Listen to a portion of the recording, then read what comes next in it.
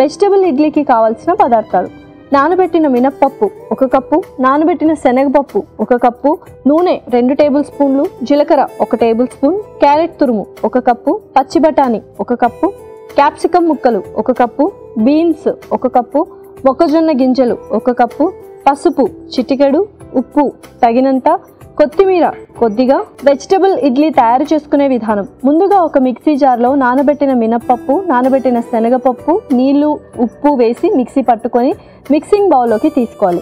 ఇప్పుడు stove on చేసి ప్యాన్లో నూనె పోసి వేడయ్యాక అందులో జీలకర్ర, క్యారెట్ తురుము, పచ్చి బఠానీ, క్యాప్సికమ్ ముక్కలు, బీన్స్, మొక్కజొన్న గింజలు, పసుపు తగినంత ఉప్పు, రవ్వ వేసి వేయించుకున్న తర్వాత పిండి ఉన్న మిక్సింగ్ బౌల్లోకి వేసి అందులో పెరుగు, కొత్తిమీర వేసి బాగా కలుపుకోవాలి.